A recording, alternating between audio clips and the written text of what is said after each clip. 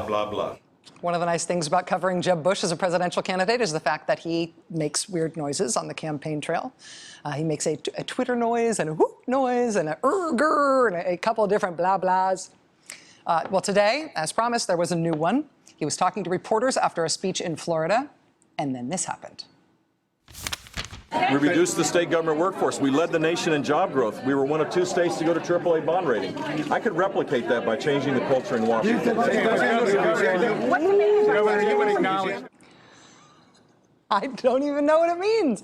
Like blah, blah, blah, I get. It means blah, blah, blah. The hoot is just like, I'm excited. But this one's just like howling at the moon.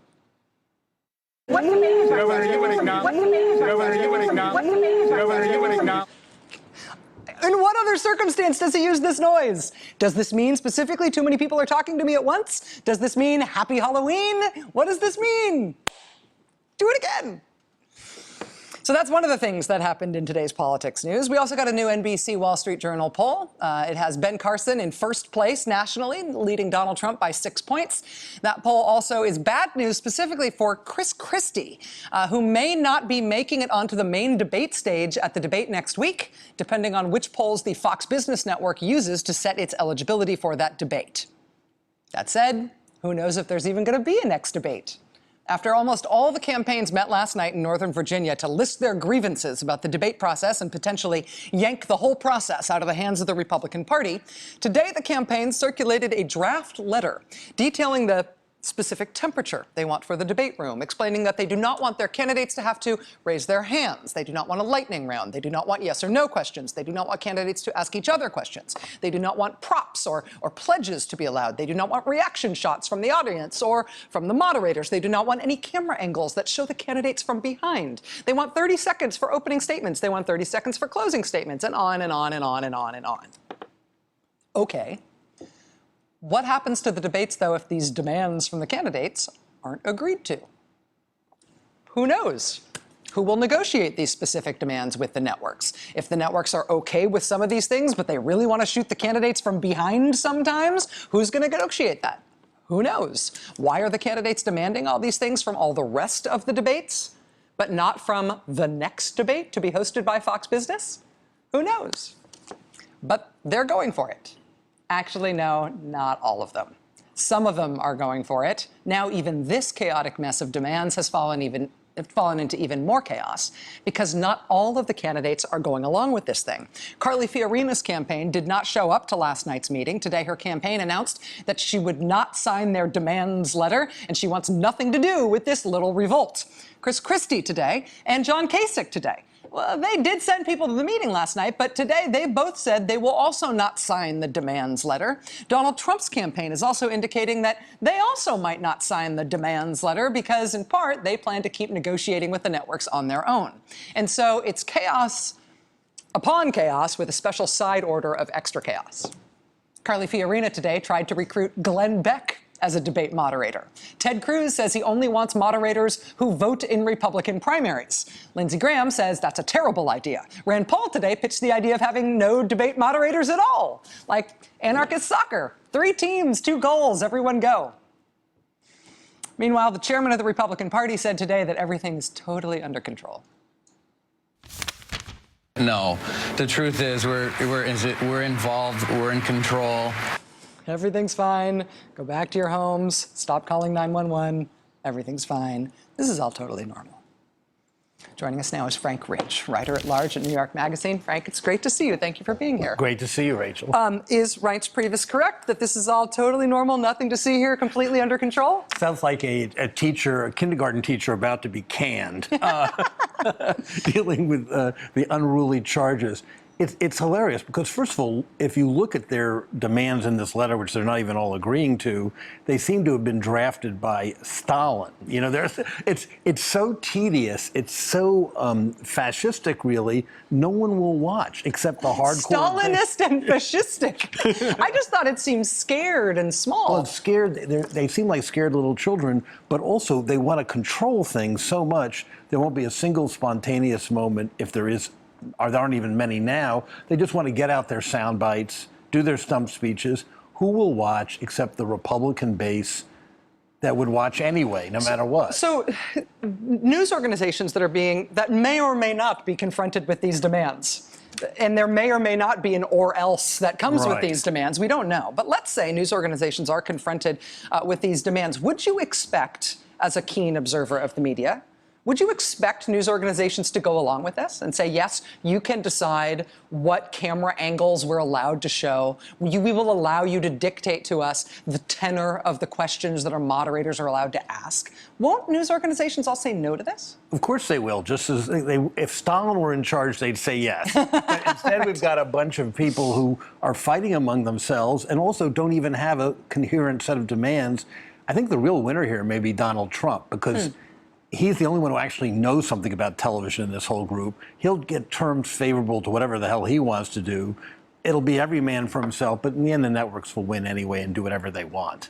If this sort of plays out to the conclusion that is implied but not overtly threatened, and the candidates, at least some number of them, say we won't participate unless we get X, Y, and Z, do you think it's possible that we end up sort of blowing up the debate process and we end up just not having sanctioned debates? Candidates debate when and where they feel like it. The RNC is unable to enforce any sort of discipline, whether it's, participation in future events or allocation of delegates. Do you think it could get that chaotic? No, because in the end, the television holds the cards.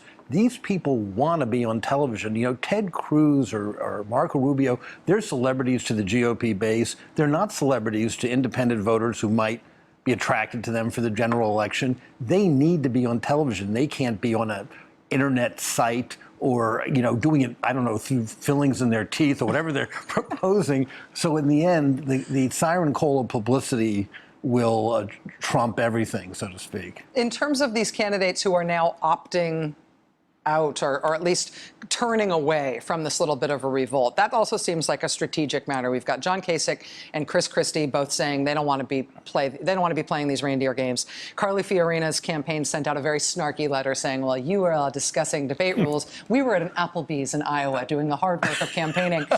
And fighting with The View. And fighting with The View, doing the really tough substantive work of being a presidential candidate. Is there any advantage to be gained in trying to rise above this fray? Does this now look so small with the candidates fighting over the temperature of the room and the quality of their green rooms that somebody might actually get some advantage out of putting this controversy in its place? Well, I think that what Kasich, Fiorina, and Christie have in common is they're all doing terribly in the polls, as Donald Trump would say. So their best case scenario is, sure, let all the others not do it, and we'll be in prime time alone. Right. And so and meanwhile, they can look statesmanlike, as you said, but I think it's a win-win for them. If the Republican Party does get boxed out of this, and the way it gets resolved is that we sort of go back to the way it was. In 2012, there were more than 20 debates because any, local bake sale could add a Republican presidential candidate's debate to it, and there was no reason not to. So we had all of these debates. The Republican Party decided that was bad. They wanted this short sanctioned list of things that they would control. If that blows up and the Republican Party this year gets boxed out of the process entirely, is that bad for the Republican Party? Is it bad if their own institutional structure no longer functions for process stuff like this? Absolutely. It allows the super PACs to take over even more. Right. It turns it into individual sort of city states. And also, there's nothing wrong with too many debates. The whole premise is faulty. You want to be on TV as much as you can with your candidates, and particularly lesser-known non-Trump candidates want to be. So Ben Carson should want to be on television. A lot of people don't know who he is. So the whole thing is they're like shooting themselves in the feet. I don't understand it. I think the only rationale for it is they saw at the last debate, beating up on the media in general still riles up the base, gets big applause. So this is a way of doing that on a grand scale. But if they actually succeeded in robbing themselves of debates, they've shut off their own oxygen on American television. That's a very good point. I never really bought the idea that there being so much TV exposure in 2012 was what damned Mitt Romney. No. Right? Obviously, you got to be good on TV in order to win the general election, so maybe it's a good test. Yeah, exactly. Frank Rich, writer-at-large for New York Magazine. It's great to have you here. Thanks, Frank. Thanks for having me. All right. You will be interested to note that President Obama has also been keeping tabs on this debate controversy. He gave his take on it tonight from the set of Hamilton here in New York City at a Democratic Party fundraiser just a few blocks from where I am sitting. Watch what he said.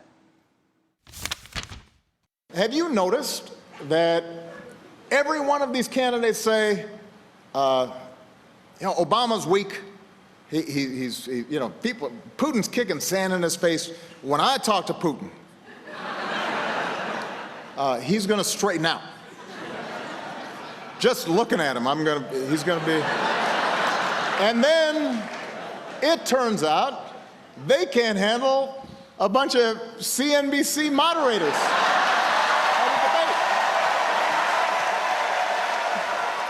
That said, John Harwood did notoriously once kick Vladimir Putin's butt at judo.